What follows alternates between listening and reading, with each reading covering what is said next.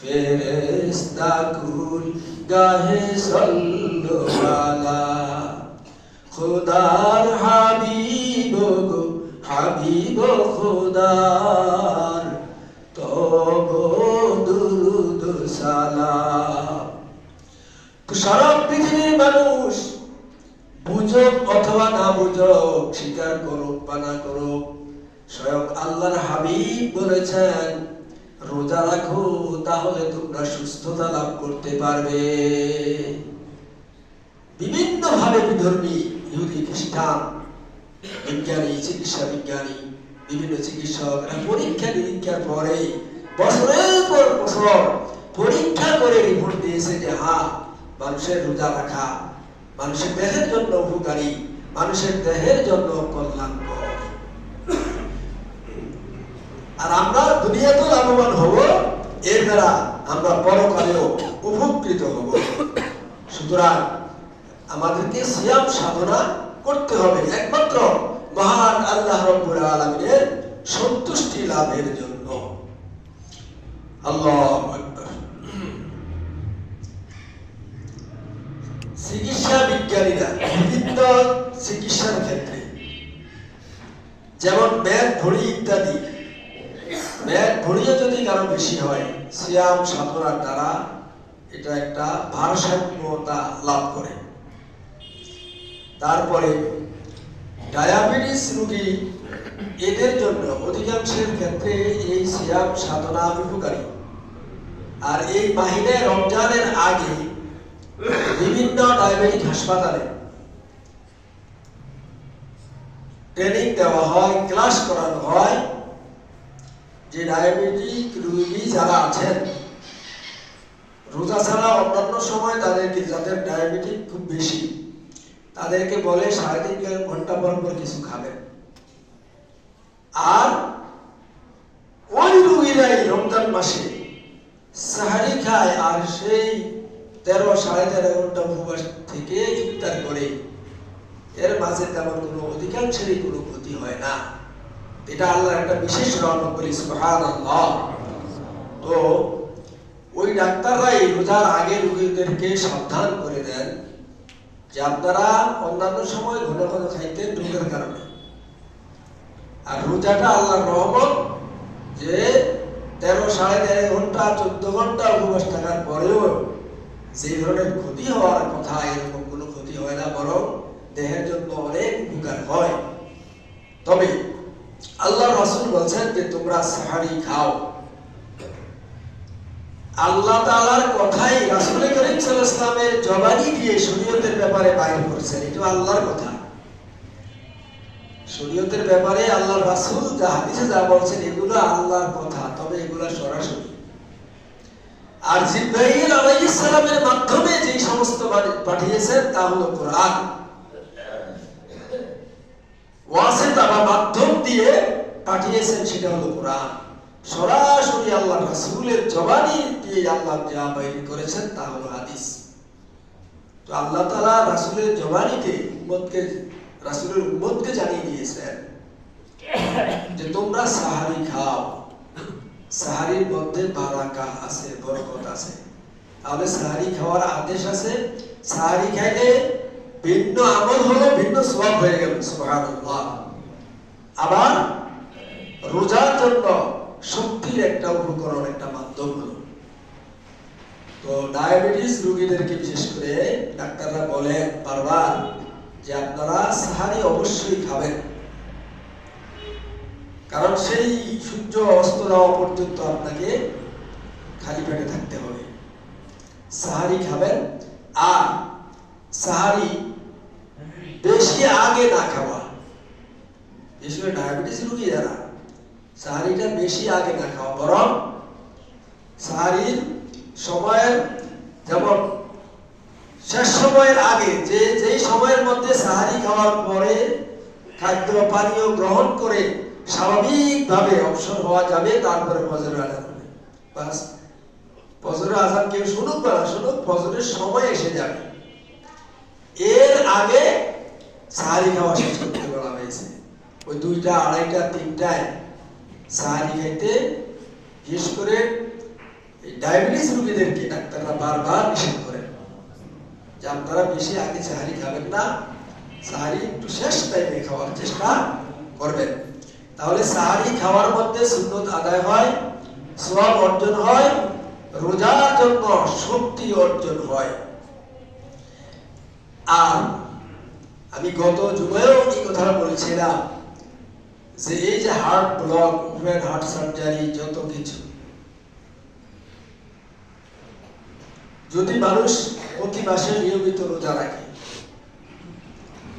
রোজাটাকে কষ্টকর মনে করা হয়, যদিও কিছুটা কষ্ট, কিন্তু এখানে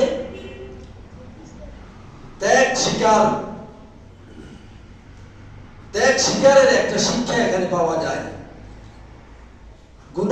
গুনাহ বর্জনের শিক্ষা এই সিয়ামের মাঝে আছে, রোজার মাঝে আছে। তো নিয়মিত যে সারা বছর কিছুদিন পর রোজা রাখে, ওই ব্যক্তির হার্ট ব্লকের সম্ভাবনা কম থাকে।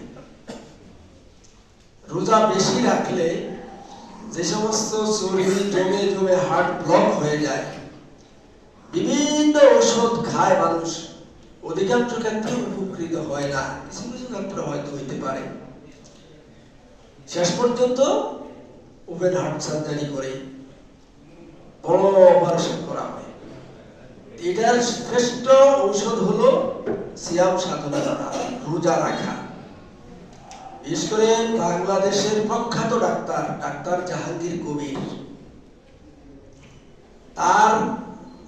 তার মত যেমন, এই মানসিকতা সম্পন্ন অনেক ডাক্তার ভারতে, আমেরিকা, জাপান, চীন সব দেশে আছে। তো আমাদের এই অঞ্চলে উনি খুব নাম করা, উনিও বারবার বলতেছেন যে কেউ যদি প্রতি মাসে কিছু কিছু রোজা রাখে, কায়িক পরিশ্রম করে, রৌদ্রে সময় দেয়, শরীরে রোদ লাগায়, আর ভেজাল মুক্ত খাদ্য খায়, যেটা ভেজাল মুক্ত, ফরমালিন মুক্ত, তারপরে বিভিন্ন ভাবে যেগুলো খুব বেশি অতি দ্রুত, যেমন ফার্মের মুরগি এক মাসে 20-25 দিনে, 30 দিনে 2 কেজি 2.5 কেজি করে ফেলে, এগুলা কৃত্রিম বিভিন্ন খাদ্যের দ্বারা বড় করা হয়। তো এই ধরনের খাদ্য থেকে বেঁচে থেকে যদি অর্গানিক খাদ্য, ভালো খাদ্য খায়, আর প্রতি মাসে কিছু রোজা রাখে, রৌদ্রে যায়, দৌড়াদৌড়ি করে, মাঠে কাজ করে, তাহলে ডায়াবেটিস হইলেও এটা কমবে।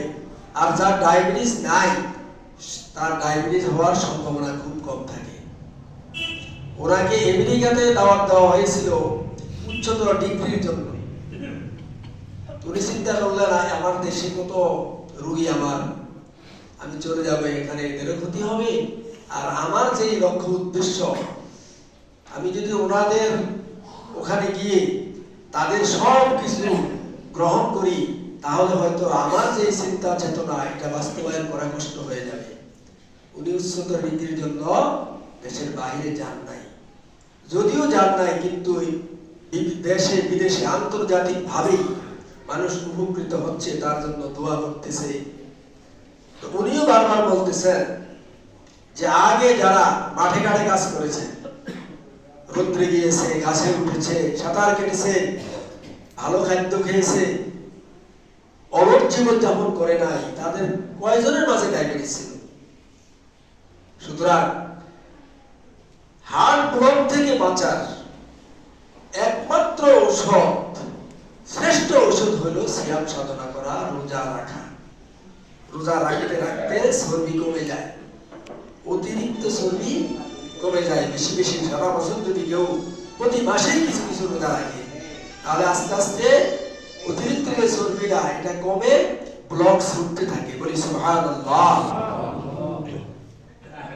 সুতরাং আমরা আল্লাহ তাআলার আদেশ, নবী করিম সাল্লাল্লাহু আলাইহি ওয়াসাল্লামের আদেশ এবং সুন্নাত মোতাবেক জীবন যাপন করার জন্য যদি চেষ্টা করি, এটা দুনিয়ার জন্য আমাদের কল্যাণ হবে, আখিরাতের জন্য নাজাতের উসিলা হয়ে যাবে। আল্লাহু আকবার। তো বহুমূত্র রোগী বলতে ডায়াবেটিস রোগীর জন্য রোজা খুবই উপকারী। এখন কেউ ভাবতে পারে যে রোজা রাখলে যেহেতু চর্বি কমে, আমি তো দুর্বল, রোজা না রাখি না। মানুষের হজমি শক্তি বৃদ্ধি পায় রোজা রাখলে, হজমির যে কীট ওইগুলো বৃদ্ধি পায়। তারপরে দেহের ভিতরে আমাদের জানা অজানা অনেক ধরনের যান্ত্রিক সমস্যা দূর হয়ে যাবে, সুবহানাল্লাহ। তারপরে রক্তচাপ সহ বিশেষ করে হাই প্রেশার এইসব রোগীদের জন্য এই সিয়াম সাধনা করা, এই রোজা রাখা খুবই উপকারী। সিয়ামের মাধ্যমে রক্তে সুগারের পরিমাণ হ্রাস পায়। সুগার বেড়ে যাওয়ার কারণেই ডায়াবেটিস হয়। যখন সুগারটা কমে তখন কি হয়, সুগার কমে গেলে এই ডায়াবেটিস রোগীর ডায়াবেটিসটা কি হয়, নিয়ন্ত্রণে আসে। ডায়াবেটিস কমতেই থাকে। সুতরাং এটা খুবই উপকারী, খুবই কল্যাণকর। আর রোজার কারণে এমন হবে না যে একটা মানুষের দেহ চর্বি শূন্য হবে, এমন না। যেমন প্যারাসিটামল, আমাদের এখানে আমাদের উপকারী কল্যাণকর অনেক ব্যক্তি আছেন, বিভিন্ন স্তরে বিভিন্ন জনে, যেমন আল্লাহর ঘরের উপকার করেন, মানব সেবা করেন। এর মধ্যে মানুষের দৈহিক সেবার ক্ষেত্রে বেশি অবদান রাখতে পারে ডাক্তাররা। তো আমাদের যে ডাক্তার স্যার যারা, ওনারাও মানুষের কল্যাণে নিয়োজিত থাকেন। ওনারা মানুষদেরকে বিভিন্ন পরামর্শ দিয়ে থাকেন। তো এই যে ডায়াবেটিস, এর জন্য রোজা খুবই উপকারী। তো যেটা বলতে চেয়েছিলাম, প্যারাসিটামল ট্যাবলেট, এটা কি মানুষের শরীরের তাপ কি সব কমায়? শরীরের তাপ কি পুরোপুরি কমাই ফেলে? শরীরের যে প্রয়োজনীয় তাপ, এটা সে পুরো কমাইতে পারে না। তাহলে কি করে? জ্বর কমায়। যতটুকু পর্যন্ত কমলে মানুষের জ্বর ভালো হবে, আর যতটুকু তাপ থাকলে দেহের জন্য প্রয়োজন, ওটা অবশিষ্ট রাখে। বলি সুবহানাল্লাহ। প্যারাসিটামল দেহের সমস্ত তাপ কমায় না, জ্বর নিয়ন্ত্রণ করে। ঠিক এই রোজা আপনার অতিরিক্ত যে শরীরের মধ্যে অতিরিক্ত যে চর্বি আছে সেটা কমাবে, আপনাকে চর্বি শূন্য করবে না। ভয়ের কোনো কারণ নাই, শুধু উপকার। প্যারাসিটামলের কাজ কি? জ্বর কমানো, তাপ, শরীরের সব তাপ শেষ করে দেওয়া না। কেউ বলতে পারবে না প্যারাসিটামল খাওয়ার কারণে শরীরের সব তাপ শেষ হয়ে প্যারালাইজড হয়ে গেছে, এমন না। শুধু জ্বরটা কমায়, তাপ ঠিক রাখে, প্রয়োজনীয় তাপ ঠিক রাখে। তো রোজা রাখার দ্বারা অতিরিক্ত চর্বি দূর হবে, কিন্তু প্রয়োজনীয় চর্বি আপনার ঠিক থাকবে, শক্তি ঠিক থাকবে। অন্য মাসে যা খাইতেন, রোজার পরে দেখা যাবে খাওয়া আরো বেশি খেতে পারবে, ক্ষুধা বাড়বে, শরীরে বিভিন্ন সমস্যাগুলো দূর হয়ে যাবে। তো আল্লাহ তাআলা মানুষের জন্য অপ্রয়োজনীয় কোনো কিছু আল্লাহ তাআলা আদেশ করেন না। যা মানুষের জন্য প্রয়োজন সেটাই আদেশ করেন, যা মানুষের জন্য কল্যাণকর সেটাই আল্লাহ তাআলা আদেশ করেন। মানুষকে আল্লাহ বিপদে ফেলতে চান না, কঠোরতা আরোপ করতে চান না। আল্লাহ বলেন, ইউরিদুল্লাহু বিকুমুল ইউসরা ওয়া লা ইউরিদু বিকুমুল উসরা। আল্লাহ চান তোমাদের প্রতি সহজতা আরোপ করতে, কঠোরতা আরোপ করতে চান না। তাহলে প্রশ্ন করতে পারি, রোজা রাখা তো কষ্ট, আল্লাহ কেন এই আদেশ দিলেন? রোজার কষ্ট যদি সারা বছর ঠিক মতো মাইনে রমজান তো রোজা আমরা রাখবো, অন্যান্য সময়ে যদি এরকম দেহের ওজন কমানোর জন্য, চর্বি কমানোর জন্য উপকারী, আর আপনি সওয়াবের নিয়তে রোজা রাখবেন, প্রতি মাসে আল্লাহর সন্তুষ্টির উদ্দেশ্যে রোজা রাখলে আপনার দেহের উপকার হবে, সওয়াবও পেয়ে যাবেন। তো রোজা দ্বারা সাময়িক কষ্ট হলেও বাকি সময়ের জন্য সেটা উপকারী, সাময়িকভাবে একটু কষ্ট। কেউ যদি রমজানে রোজা রাখে, অন্যান্য সময় এরকম নিয়মিত রোজা রাখতে রাখতে চর্বি ঝরতে না পারে, তার দেহে হার্ট ব্লক না হয়, তাহলে তার যদিও কিছু কিছু কিছু কিছু কষ্ট হলো, কিন্তু ওপেন হার্ট সার্জারির মতো কঠিন বিপদ থেকে সে রক্ষা পায়। তো বাণী চিরন্তনে আছে কি, ছোট বিপদ বড় বিপদকে দূর করে। একটা লোক সদরঘাটে আসবে, যে লঞ্চ ধরবে তাড়াহুড়া, সামান্য হোসেন খেয়ে ব্যথা পাইলো, যার কারণে একটু বিলম্ব হয়ে গেছে, মন খারাপ। যে লঞ্চে সে উঠতো, পরে দেখা যায় ওই লঞ্চটা কতটুকু যাওয়ার পরে সেটা ডুবে গেছে। সে কয় আলহামদুলিল্লাহ, আমার এই বিপদটা আরো বড় হইলেও তো ভালো ছিল, যেটাতে আমি তাড়াহুড়া করে উঠতে চাইছিলাম সেটা তো আমি হয়তো বা ডুবে যেতাম। তাহলে ছোট বিপদ বড় বিপদকে দূর করে সামান্য সামান্য কষ্ট করে যদি আমরা রোজা রাখতে পারি, আল্লাহ তাআলা সন্তুষ্ট হবেন, আল্লাহর রাসূল সুপারিশ করবেন, এবং আমাদের দেহ এবং মনের চিকিৎসা হয়ে যাবে। পরকালেও আমরা কি করতে পারবো, নাজাত লাভ করতে পারবো। সুতরাং আমরা সিয়াম সাধনা করব, নিয়মিতভাবে সঠিকভাবে সিয়াম সাধনার চেষ্টা করব। আল্লাহ তাআলা আমাদেরকে সঠিকভাবে সিয়াম সাধনা করার তৌফিক দান করুন।